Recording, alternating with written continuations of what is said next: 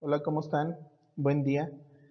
Antes de comenzar mi presentación, le quiero dar las gracias al doctor Maldonado por haber depositado en mí la confianza para hacer esta presentación. Gracias también a nuestra directora, la doctora Odette, por haber hecho posible esta presentación y estas primeras jornadas de odontología, esperando que sean más. Gracias a mis compañeros, el doctor Luis Almanza Cruz, a la doctora Cruz de Jesús Almanza. Eh, Vamos a empezar la presentación hablando de las guías de práctica clínica en la práctica odontológica. Soy el cirujano dentista Luis Antonio Valencia Hernández. Actualmente trabajo para la Secretaría de Salud en el Hospital General de Acámbaro. Soy egresado de la Universidad Michoacana de San Nicolás de Hidalgo. Dejo aquí mi correo. Aquí les pongo un mural que está en el Hospital General, el cual se hizo en honor en esta pandemia a todos los que la están combatiendo, como son los médicos, enfermeras y todo el personal que labora dentro de esta institución y en las instituciones de salud. Bueno, mi introducción es: los servicios de salud están en constantes cambios, lo que nos lleva a afrontar desde cambios en la paradigmas hasta cambios en la forma de cómo se trata al usuario acerca de los servicios de salud, siempre enfocados en la calidad. En la actualidad, la calidad en salud ha ganado cada vez más importancia, lo cual marcó un cambio cultural en las instituciones en las áreas de satisfacer las necesidades, preferencias en los pacientes. De estos cambios, el afán de normar, actuar del personal de salud en implementar las guías de práctica clínica. ¿Qué son las guías de práctica clínica? Son documentos que son elaborados por un grupo de expertos en un tema específico que está normado bajo guías y métodos por el Centro Nacional de Excelencia Tecnológica, que es el CENITEC.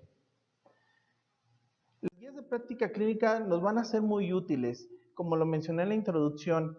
Actualmente nosotros tenemos que justificar nuestros tratamientos y tener una homogeneidad del tratamiento. Yo les pongo 5 aspectos que a mí en lo personal, al leer las guías de práctica clínica, me son muy útiles al buscar ciertas patologías, como es la definición, su etiología, epidemiología, su diagnóstico y su tratamiento. El objetivo que busco es que las guías de práctica clínica sean leídas, sean analizadas, sean aplicadas en la práctica diaria como un instrumento que nos va a ayudar a mejorar la calidad, unificar ese diagnóstico para que nosotros podamos dar veracidad a nuestras notas médicas. El número de 10 guías de práctica clínica, que son las que normalmente en la práctica odontológica son las que nos basamos nuestros tratamientos. Las guías de práctica clínica son muy útiles. Al enumerar estas guías pongo también cómo las vamos a poder encontrar. Un ejemplo es el diagnóstico y tratamiento de los focos infecciosos bacterianos en cavidad bucal, que es SS 504-11, quiere decir que fue elaborada por la Secretaría de Salud con la clave 504 en el 2011. Son muy útiles.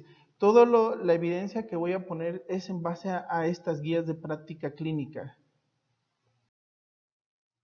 Para comprender en qué forma nos van ayudando las guías de práctica clínica en los problemas que se nos presentan día a día, enumeré en orden cronológico desde el embarazo hasta la edad adulta de los problemas bucales más comunes y de cómo las guías van entrando y nos van ayudando a hacer, más que nada la guía te va a hablar de lo que es prevención antes que lo curativo.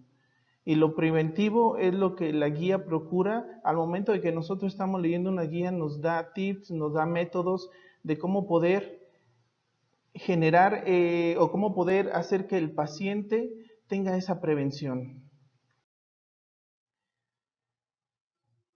Pasemos a lo que es prevención durante el embarazo. La intervención temprana en esta etapa es asesorar a todos los proveedores de salud, ya llámese médicos, dentistas, enfermeras, a que demos pláticas al personal, a las pacientes diabéticos, perdón, a los pacientes embarazadas, ya que en esta etapa es donde nosotros podemos empezar con los hábitos de buena higiene bucal.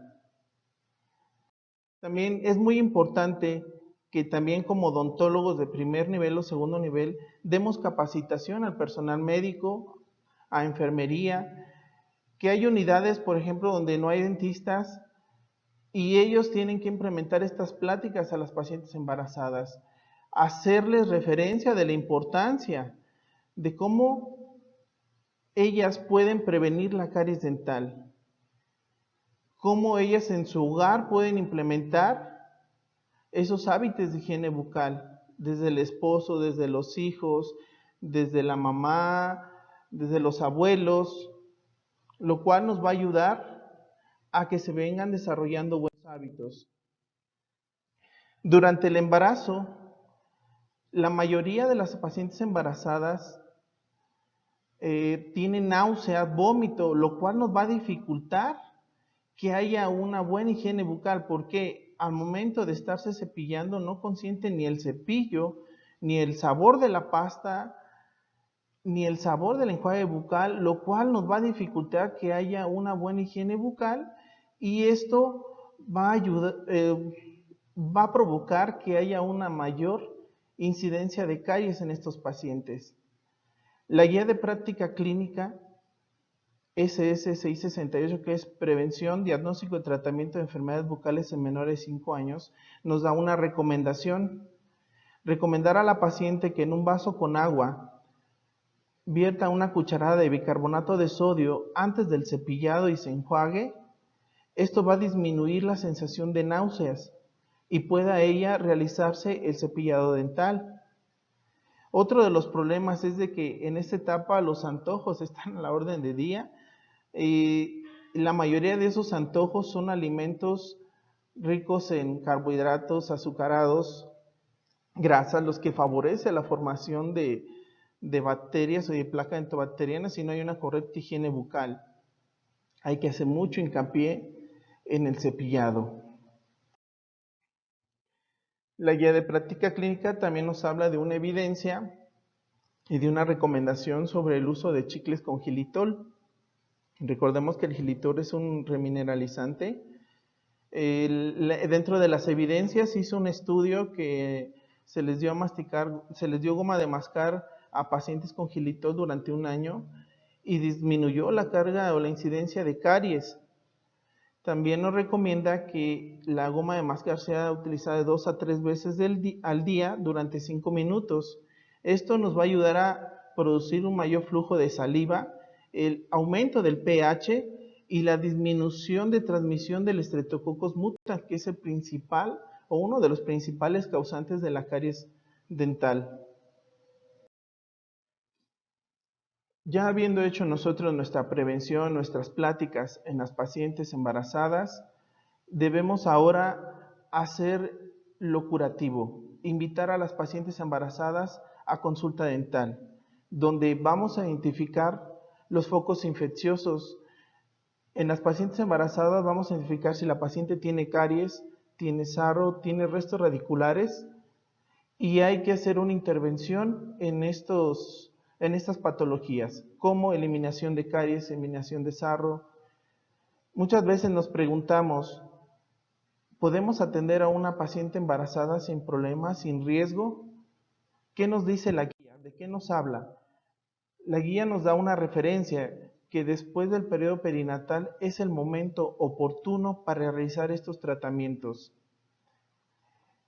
El tratamiento dental se puede realizar de la semana 14 a la 20, que es donde la organogénesis está completa.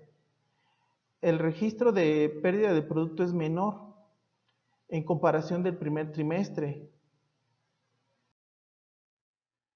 ¿Qué procedimientos podemos hacer en una paciente embarazada? También nos habla la guía de eso. ¿Cómo nos dice que en la atención bucal para paciente nasal puede incluir radiografías, profilaxis dental, tratamientos periodontales, restauraciones, incluyendo las amalgamas. Aquí la guía, hago una pausa en esto, la guía también nos habla y nos da una recomendación que en pacientes embarazadas que acudan a consulta por una fractura de una obturación con amalgama, nos da la recomendación de aislarla con dique de hule para el momento de eliminación de esta amalgama haya una menor contaminación al retirar la amalgama. Ya ves que con la pieza de alta calentamos la amalgama y hay desprendimiento de gases del mercurio. En la administración de anestesias, también la guía nos dice que podemos administrar anestesia local con epinefrina después del primer trimestre. Obviamente aquí también hago otro punto de referencia. Aquí nada más hay que tener cuidado y siempre checar nuestros signos vitales.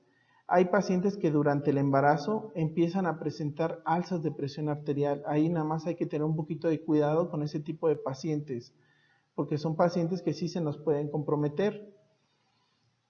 La prescripción de antibióticos analgésicos también los podemos dar.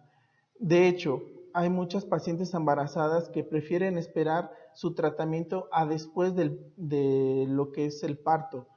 Pero si la paciente no tiene ninguna complicación dentobucal y son caries que pueden esperar, pues si la guía nos habla que posiblemente sí se puede hacer esa espera, pero si la paciente tiene focos infecciosos, tiene gingivitis activa, tiene restos radiculares, también nos dice la guía que debemos de atender a estas pacientes para evitar daños y evitar que la paciente nos llegue a infecciones mayores como una celulitis facial, como una angina de Ludwig, donde se tiene que dar medicamentos donde sí pueden comprometer la vida del bebé. Entonces, es muy importante la atención que nosotros vamos a dar en esta etapa. ¿Por qué? Porque desde aquí vamos a hacer la prevención. Una paciente bien orientada, vamos a lograr que al momento de que tenga su bebé, va a tener los mejores cuidados. Llegando a la lactancia, la recomendación de la guía de práctica clínica es: toda paciente, aún después del embarazo, debe de ser atendida, eliminado caries, eliminado sarrito, para que la transmisión del Streptococcus mutans, que es el principal microorganismo causante de la caries, disminuya, ya que la mamá es la que tiene contacto con el lactante al hablar, al probarle sus alimentos. Ahí debemos nosotros hacer esas recomendaciones. Nuevamente, pasta dental con flúor, cepillado dental, incluso el uso de enjuagues con clorhexidina. En las etapas de lactancia, infancia y adolescencia, enumeré el número de 5 guías, las cuales van a hacer referencia en estos problemas. Los principales problemas que vamos a encontrar son las caries dental, las alteraciones de erupción, las infecciones odontogénicas. Como les mencionaba, en los aspectos de estudiar de una guía de práctica clínica, pasemos a lo que es la definición. Aquí voy a tomar la definición de la guía de práctica clínica SS 668-14, que nos habla que la caries es una enfermedad infecciosa bacteriana transmisible multifactorial que provoca la destrucción de los órganos dentarios presentes en boca o en cualquier edad. Aunque también esta guía nos habla de lo que es de la caries de la infancia temprana. Incluso la guía, aquí hice una toma de fotografía de la guía de práctica clínica donde nos muestra cómo está afectando a este paciente la caries de infancia temprana. La etiología de la caries, sabemos que es el principal microorganismo Streptococcus mutans y los lactobacilos. Pero también debemos de recordar que hay población vulnerable. Debemos recordar los hábitos que tiene actualmente la población, el consumo de carbohidratos, el consumo de azúcares, incluso hay pacientitos que están con enfermedades crónicas, desde estas edades están con medicamentos y son azucarados. Esto va a favorecer a la reproducción bacteriana en boca y el incremento o incidencia de caries en los pacientes. Tomé una foto de captura de la guía de práctica clínica donde nos muestra de un estudio que es realizado por el CIBEPAC, que es el Sistema de Vigilancia Epidemiológica, en niños de 2 a 5 años de edad, donde se estudiaron o donde se revisaron a 8.547 niños, tanto de 2, 3, 4, 5 años de edad, y la mayoría de ellos resultó con caries. Incluso en 30 entidades federativas, nos habla la guía que en los pacientes que acudieron al servicio de salud bucal, la mayoría fueron del 50%. En el 2012 que se hizo este estudio, Guanajuato es uno de los estados que presentó una mayor incidencia de caries en los niños, más del 80%. ¿Qué quiere decir? Que de cada 10 niños, 8 tenían caries. Entonces vemos que la caries es un problema de salud que nos compete a todos. Nosotros, ¿cómo vamos a hacer el diagnóstico? La guía de práctica clínica nos habla que debemos manejar nuestra historia clínica, nuestros interrogatorios, conocer los antecedentes de nuestros pacientes, realizar un odontograma en nuestros pacientes, poder identificar los factores predisponentes a caries dental. Aquí menciono la caries de esmalte profundo, caries dentina y caries dentina profunda. ¿Cómo nosotros vamos a tratar esta caries? Primero que nada, la prevención. La prevención la vamos a realizar desde la lactancia. ¿Cómo? Recomendando y asesorando a los padres o a los cuidadores de los lactantes de cómo tener una buena higiene bucal, de poder ayudarlos en explicarles cómo cepillar sus primeros dientitos o si no han salido sus encías, hacer recomendaciones dietéticas. La guía también nos habla que, por ejemplo, la leche materna debe de darse mínimo el año de edad. La guía nos dice que en la leche materna se han encontrado pequeñas porciones de fluoruro, la cual ayuda. Aparte que la leche materna le va a proporcionar inmunoglobulinas que van a proteger al bebé. En estas recomendaciones que nos da es la prevención, es evitar el uso de biberón más de un año o de los vasitos entrenadores, así como el uso del chupón y de bebidas o alimentos azucarados.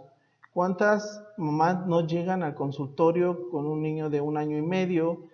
Uno hace el interrogatorio, le pregunta que si el niño le da de comer con biberón, nos dicen que sí, y cuando uno pregunta qué tipo de bebidas ingiere en la noche para dormir con el biberón, la mayoría nos dice que licuados con chocolate. Entonces, si no damos esa orientación de alimentación, obviamente que vamos a tener una mayor incidencia de caries de la infancia temprana en estos niños. Otros de los preventivos son la aplicación de selladores de fosetas y fisuras. Aquí tenemos otra guía que nos va a ayudar mucho, que es la S519-11. Esta guía nos va a explicar en dónde sí podemos aplicar estos selladores. En pacientes de alto riesgo, pacientes de riesgo moderado, y en los pacientes de bajo riesgo nos menciona que ahí puede ser alternativa. El otro tratamiento que tenemos para tratar la caries dental es el curativo, que es el retiro de caries y obturaciones con amalgama, ionómeros o resinas. Para aquí también tenemos otra guía que es la SS518-11. Si ustedes se fijan, las guías de práctica clínicas van entrando en todos los padecimientos. De una guía nos va a llevar a otra. Dentro de las recomendaciones de la guía para prevenir la caries y que realizamos en el sector salud son las aplicaciones con barniz de flor. Nos dice la guía que en los pacientes de alto riesgo se debe de aplicar cada 3 a 6 meses y en los pacientes de riesgo moderado cada 6 meses. En los de bajo riesgo puede o no recibir el beneficio. En lo personal, estaría bien aplicarlo una vez al año, mientras la aplicación de barniz de flor o el fluoruro no sea sistémico, no corremos mucho riesgo. Otro de las alteraciones o problemas bucales que nos llegan a nuestra consulta o que tienen los pacientes mucha duda es sobre la erupción dental, de cuando aparecen los primeros órganos dentarios, que es a los primeros 6 meses de vida. La mamá detecta que hay un aumento, te dice la mamá que hay una bolita en la encía del niño. Nosotros podemos hacer una revisión. La guía de práctica clínica nos habla sobre las alteraciones que pueden surgir en estas etapas, que son las perlas de Einstein y los quistes dentales. En su definición, la guía va a englomerar lo que es la etiología, perdón, lo que es la afectación que genera este tipo de padecimientos en los lactantes. Las perlas de Einstein se encuentran aproximadamente en el 75 al 80% de los recién nacidos. Se producen en las zonas del rafe palatino medio como resultado de restos epiteliales atrapados a lo largo de la línea de fusión del paladar. Los quistes dentales resultan o son resultantes de las láminas epiteliales. Las perlas de Einstein y los quistes van a tener una dimensión de 1 milímetro a 3 milímetros, son asintomáticos. Su aspecto es blancos, van a ser sacos rellenos o saquitos de la mucosa rellenos de queratina.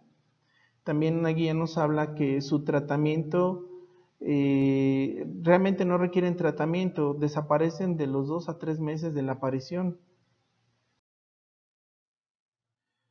En infancia, los otros problemas que nos llegan son las infecciones odontogénicas. Estas infecciones principalmente las causan las caries, los problemas periodontales y los traumatismos. Generan normalmente dolor o lo que es ya un absceso o una celulitis facial. Es muy importante tratar las caries para evitar estos problemas. Las urgencias que nos llegan ya son niños que llegan y que ya abarca la infección o la inflamación hasta el párpado inferior. Son niños que sí se pueden complicar. Nos habla la guía que estos niños incluso hasta los podemos hospitalizar para que sea un esquema de antibiótico doble para poder tratarlos. Las alternativas o las evidencias de tratar este tipo de padecimientos pues son las terapias pulpares o extracciones. Ya cuando el órgano dentario se encuentra ya con restos radiculares, ya lo ideal sería pues ya una extracción, y como lo mencionaba, si ya el acceso ya ahora sí ya se complica, pues lo que es una incisión y drenaje del mismo. Dentro de estas etapas es muy importante prevenir también los accidentes.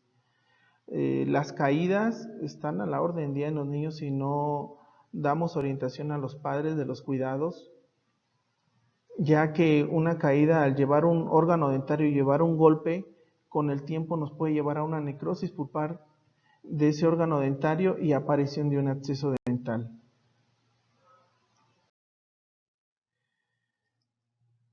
En los problemas bucales en la edad adulta, principalmente son las infecciones odontológicas.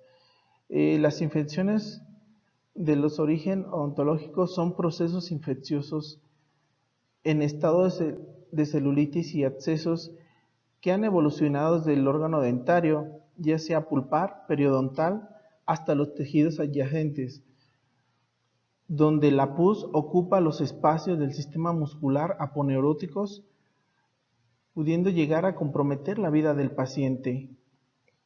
Aquí tenemos también en las guías que nos van a hablar de estas alteraciones ya en edad adulta. Es la ISTE 517-11, que es diagnóstico, prevención y tratamiento de enfermedades bucales en adultos de primer y segundo nivel de atención. La IN 692-13, donde nos habla sobre el tratamiento de pulpitis irreversible con anestésico, y la SS 504-11, que es la de focos infecciosos. Para nosotros poder hacer una clasificación o conocer su etiología de estas enfermedades, debemos de conocer que hay causas primarias y causas secundarias. Dentro de las causas primarias vamos a tener lo que son las enfermedades periodontales, la caries, y aquí ya entra lo que es la pericoronitis. Generalmente es causada por la erupción del tercer molar. En las causas secundarias, que nos van a llegar también a nuestras consultas, ya son complicaciones de las endodoncias, de las periodoncias, de las extracciones, incluso complicaciones en infecciones a la aplicación de anestesia. También aquí ya van a entrar lo que son los traumas, también son los traumas físicos causados por algún accidente, un golpe en un órgano dentario o por el mismo bruxismo. Ahorita con lo de la pandemia que estamos viviendo, los pacientes están viviendo un estrés constante. Entonces el apretar o el rechinar es muy constante en nuestros pacientes. Nosotros vamos a identificar por los desgastes de las caras oclusales. Estos desgastes pueden llegar a provocarnos una necrosis del nervio o una fractura del mismo órgano dentario. ¿Qué microorganismo va a causar estas patologías? La guía nos habla que el 95% de estos casos son flora mixta, aerobia y anaerobia, donde vamos a encontrar cocos gram negativos y cocos gram positivos, así como bacilos. En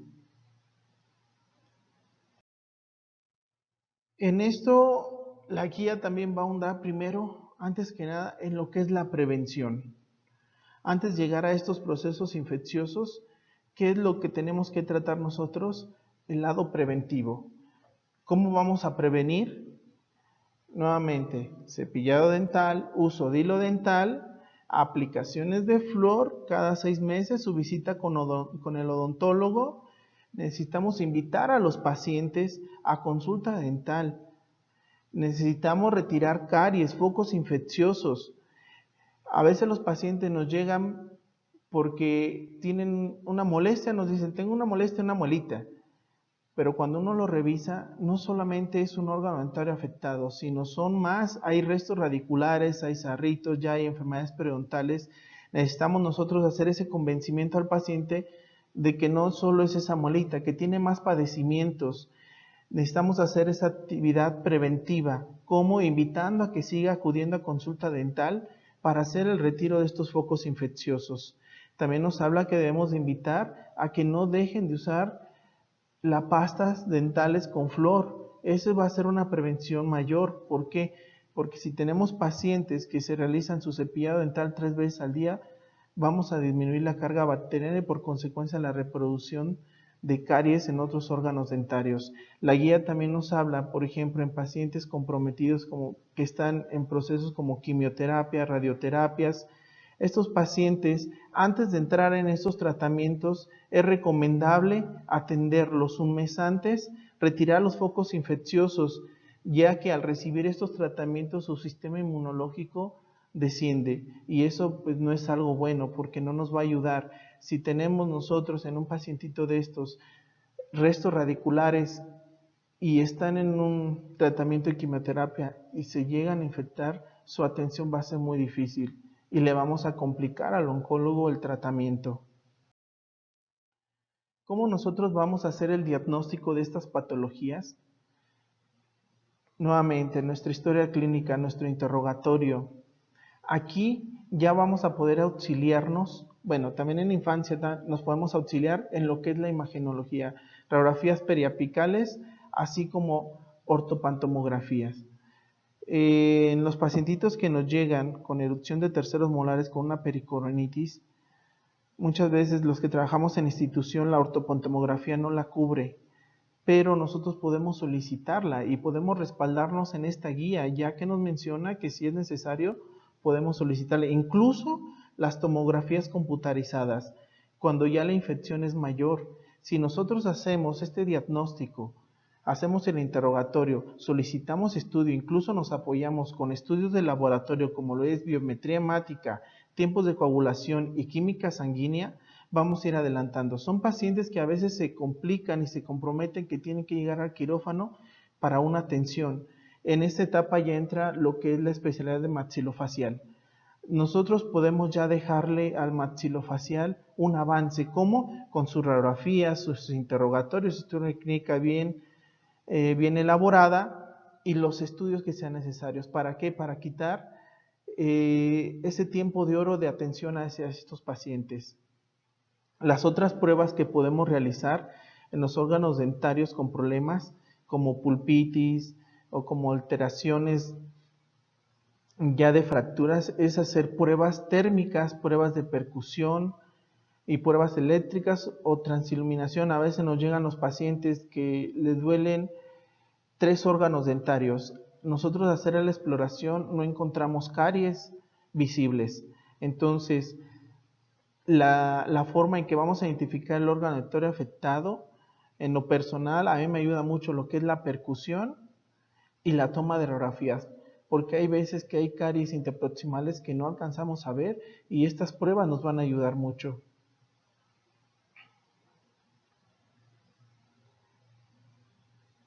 Es muy importante, la guía también nos habla que en el interrogatorio tengamos en cuenta si el paciente tiene alguna enfermedad concomitante o si es alérgico a un medicamento para así poder nosotros dar un tratamiento. En el tratamiento de esas enfermedades, yo los invito a que chequen esta guía que es la ISTE 517-11. Viene un cuadro donde nos habla de lo que es el proceso, un ejemplo, lo que es caries, su localización, dónde la vamos a encontrar, los microorganismos que vamos a encontrar en la caries y nos da opciones terapéuticas. Aquí nos dice que es la eliminación de la caries, las obturaciones, incluso referir al paciente si se puede rescatar el órgano dentario con una endodoncia o hacer la exodoncia del mismo órgano dentario. No requiere antibiótico, nos dice la guía, debido a que actualmente hay una mayor resistencia de antibióticos. Entonces la guía nos habla también de eso. Aunque también nosotros tenemos que tener en cuenta, la guía nos habla que los pacientes que tienen enfermedades como diabetes, hipertensión o enfermedades cardíacas, se debe de dar dosis profilácticas antes de hacer un tratamiento como extracción. En los pacientes con diabetes hay que hacer la dosis profiláctica un día antes, o al retiro de caries en los pacientes con una cardiopatía. Tenemos que dar dosis como dosis profilácticas para evitar tener una complicación a futuro. De ahí se va derivando lo que son las pulpitis, las gingivitis, las periodontitis. Nos va diciendo qué microorganismos vamos a encontrar en estas patologías y qué tratamientos podemos utilizar. La guía nos dice que el tratamiento de primera elección casi en todas esas patologías va a ser la moxicilina. Pero cuando son alérgicos a la penicilina, nuestra primera elección debería ser la clindamicina, aunque también nos da otras alternativas. Nos dice la guía que ya en los casos de una celulitis o de un absceso cervicofacial, ya podemos utilizar doble hasta triple esquema, aunque ya en estos casos ya el paciente debe estar hospitalizado y debemos de solicitar una interconsulta por maxilofacial para su mejor atención y calidad de salud del paciente. Durante el embarazo, recuerdan que la guía nos mencionaba que podemos utilizar antibióticos en el embarazo. Los antibióticos de elección durante el embarazo ante una infección odontológica, las de primera elección son las penicilinas G y B, al iniciar con amoxicilina de 500 miligramos, pero si la paciente tiene reacción alérgica a la penicilina, la primera elección, o es alérgica a la penicilina, la primera elección sería la clindamicina. Aunque también tenemos lo que es la citromicina o la claritromicina, que podemos utilizar en estas pacientes. Las guías de práctica clínica, si ustedes se fijan en el orden cronológico que vamos, nos van ayudando y nos van resolviendo problemas o esas dudas que muchas veces tenemos. Posiblemente sí conocemos todas las patologías bucales, pero hay patologías bucales que, como por ejemplo la atención en niños, la mayoría dice, el niño lo tiene que atender un odontopediatra, pero en lo que lo ve el odontopediatra muchas veces nosotros podemos dar la primera atención. ¿Y cómo nos podemos ayudar para poder atender a un niño y que nuestro tratamiento sea basado en una evidencia científica? Las guías nos van a ayudar. Pasemos a lo que son los problemas bucales en el adulto mayor. Aquí sí me basé en una guía como es la INS 583-12, donde nos habla de las enfermedades más comunes en esta etapa. Y nuevamente vuelve a aparecer la caries dental. Lo que es el edentulismo, candidiasis bucal, enfermedades periodontales, serostomía, lesiones bucales por fármacos, trastornos bucales asociados a enfermedades crónicas. La guía también nos habla de alteraciones bucales por cáncer o por alguna otra patología.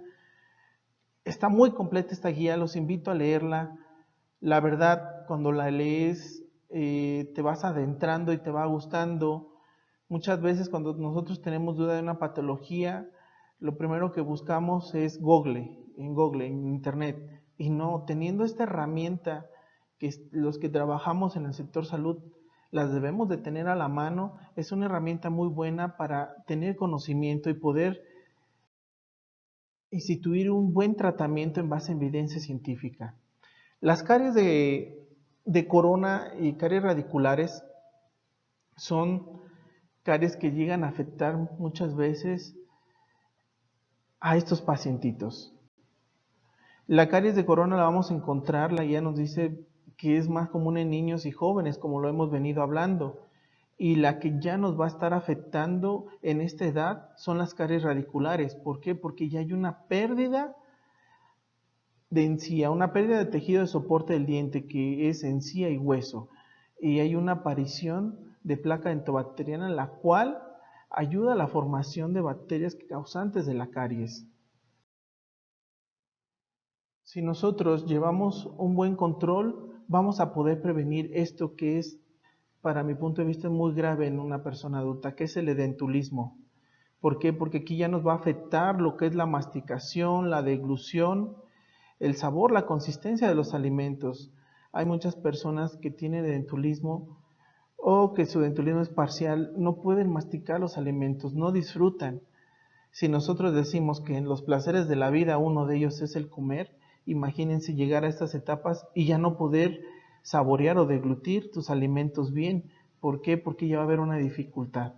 Lo cual, también en estas etapas, las enfermedades crónicas son las que mayor aquejan y el no tener órganos dentarios pues nos va a complicar. ¿Por qué? Porque los alimentos no van a estar siendo bien digeridos, van a estar casi tragando el alimento sin masticar, dándole mayor trabajo al intestino y no habiendo una buena reabsorción de nutrientes. Esto también nos va a afectar y nos va a llegar a un problema psicológico. Son pacientes que se aíslan, que se deprimen, porque ya todo lo que ellos acostumbraban a hacer normalmente, salir, comer, ya no lo están disfrutando, ya no están disfrutando la vida de este tipo de pacientes. Otra de las alteraciones en los pacientes de edad adulta son las enfermedades oportunistas. Estas enfermedades oportunistas entra lo que es la candidiasis, que es causada por el hongo Candida albicans. Son enfermedades que aparecen cuando el sistema inmunológico se deprime, ya sea en enfermedades crónicas o en pacientes también que no tienen una buena higiene. La guía nos habla de su tratamiento de esta patología, que es con histatina solución de 400,000 unidades o también hay de 800,000 unidades al día, dividida en 4 dosis por 4 días. Como les hablé, en las caries radiculares, las infecciones periodontales como es la gingivitis y la periodontitis son enfermedades también muy comunes en esta edad, donde ya hay una inflamación. En la gingivitis hay una inflamación del tejido periodontal, un enrojecimiento y sangrado. Generalmente la gingivitis es más común en pacientes adultos que en pacientes mayores. Ya en pacientes mayores ya hay una migración gingival, ya, ya ocurre lo que es también, por ejemplo, en esta etapa ya hay hasta una movilidad del órgano dentario porque no hay el tejido de soporte. ya el tejido de soporte ya migró, entonces hay una exposición de la raíz. Esto nos lleva a que el diente no tiene ese soporte para poder brindar una buena masticación en los pacientes y que puedan deglutir sus alimentos. Ya estos pacientes empiezan a presentar problemas con caries radicular, empiezan a presentar infecciones odontogénicas. Aquí hay una cosa que nos habla la guía. Lo importante, ¿se acuerdan en los tratamientos que nos menciona la periodontitis? Hay un tratamiento farmacológico. La guía nos dice que la placa dentobacteriana tiene un exopolisacárido que rodea y protege de la penetración de antibióticos. Quiere decir que tenemos que nosotros que hacer un raspado o tenemos que retirar placa dentobacteriana y apoyarnos ahora sí de un antibiótico, porque si vemos a un paciente en la primera consulta con enrojecimiento gingival, con secreción purulenta y no hacemos un raspado, nos dice que puede haber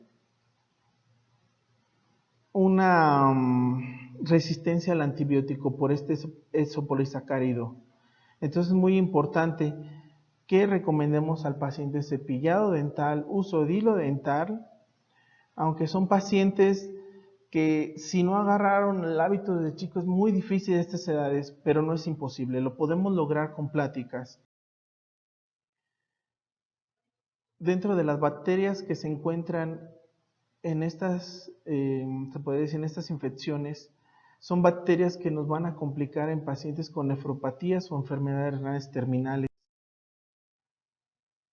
Otro de los problemas bucales es la serostomía. Algunas veces se le dice al paciente que es propio de la edad, pero no, la guía nos habla que no es consecuencia de la edad ni es fisiológica, es una ausencia de la secreción salival. Normalmente la denominamos boca seca.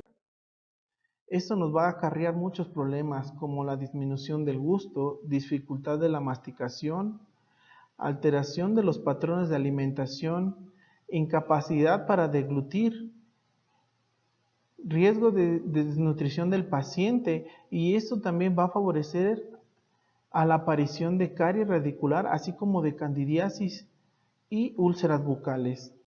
Su tratamiento, principalmente la hidratación o los sustitutos salivales, la estimulación como es con limón o goma de mascar,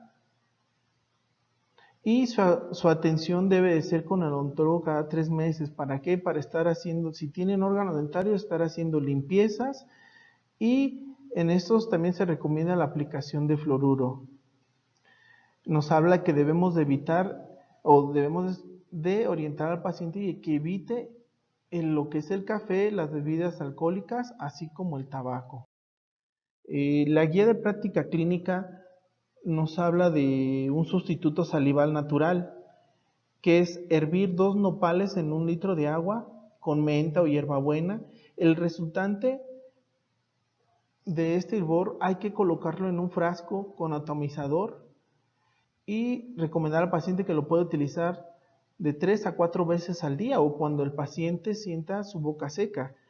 También es recomendable que se refrigere para que al momento que el paciente se haga el espayazo sienta fresco por lo friecito del mismo líquido. Las lesiones por fármacos son muy comunes en esta edad. La mayoría está bajo tratamientos médicos. Es muy común que nos lleguen, por ejemplo, la patología que acabamos de ver, que es serostomía. Aquí hay un cuadro que puse donde la guía nos habla de los fármacos que pueden causar la serostomía, los fármacos que pueden causar lesiones eritematosas o liquenoides. Cuando nosotros tenemos un paciente con un trastorno o con una enfermedad renal, normalmente nos va a llegar con hiperplasia gingival. ¿Por qué? Por la toma de ingesta de medicamentos para controlar la presión, como es el nifedipino, amlodipino. En lo personal me ha llegado mucho paciente con hiperplasia gingival que están con infecciones renales crónicas. Otros son los tratamientos bucales asociados a enfermedades crónicas. Aquí también puse un cuadro de las manifestaciones bucales por enfermedades, de enfermedades del sistema. Aquí nos habla enfermedades como lo es la leucemia. Yo aquí voy a decir una experiencia personal. Anteriormente yo trabajaba en el Hospital Comunitario de Jerecuaro. Una pediatra me pidió una interconsulta para una pacientita, no recuerdo si 9 o 11 años, por una inflamación gingival. Al momento de yo atender a la paciente y hacer la exploración intraoral, detecto que hay una inflamación gingival y encuentro placa dentobacteriana, ausencia de cepillado dental. Aquí tuve un error, como fue interconsulta, yo no indagué mucho en las preguntas, entonces la primera opción que yo tuve o que realicé fue una limpieza. La paciente empezó de sus encías a sangrar. Normalmente creemos que es por la misma inflamación gingival. La paciente pues regresó a hospitalización, a su tratamiento. Estaba en espera de estudios la pediatra. Entonces yo llevé un cepillo dental, recomendé el uso de una pasta dental para la inflamación. Al día siguiente que regreso, la paciente fue trasladada. Después, con el tiempo, me comentaron de esta paciente que, como seguía donde fue referida, seguía con sangrado leve todavía de encías. Esto hizo sospechar al especialista tratante, el cual le mandó a hacer estudios y resultó ser que tenía leucemia. Entonces, en conclusión, las guías de práctica clínica nos van a ayudar mucho, nos sirven para orientarnos. Yo no digo que todos nuestros tratamientos van a ser bien hechos, no, vamos a tener errores, pero hay que tratar de tener esos menores errores. Y qué bueno si nuestros tratamientos los basamos nosotros en estas guías de práctica clínica, porque nos van a ayudar y nos van a sacar esas dudas que muchas veces tenemos. Yo en lo personal, en este caso que les platico, pues a la vez sí se siente uno mal, pero también me siento con la necesidad de seguir aprendiendo y de que no vuelva a pasar eso, de que yo vuelva a tener un mejor interrogatorio hacia ese tipo de pacientes y no tomármelo tan a la ligera. Las enfermedades bucales por enfermedades crónicas, muchas veces si hacemos el interrogatorio, vamos a saber por dónde viene. A veces nos llegan pacientes con lesiones de la mucosa bucal y sospechamos en cáncer, sospechamos en alguna otra patología, pero si hacemos un interrogatorio y nos dicen qué medicamentos o qué tratamiento están, también tengo otra experiencia con una paciente que está con quimioterapias y me comentó que había aparición de lesiones en la mucosa, y cuando uno revisa esta guía, que qué es lo que pasa cuando están bajo estos tratamientos, hay aparición de esas lesiones. Uno pensaría que el cáncer ya se diseminó a cavidad bucal, pero no necesariamente. Si nosotros leemos estas guías, vamos a tener un apoyo muy grande. En conclusión, espero que mi plática les haya sacado las dudas a través de lo que tenemos de las guías de práctica clínica. Los dejo con una imagen, que todas las presentaciones que tengo con mis compañeros de la jurisdicción 4 la pongo. La mente que se abre a una nueva idea jamás volverá a ser de tamaño original. Un saludo para mis compañeros y les agradezco su atención.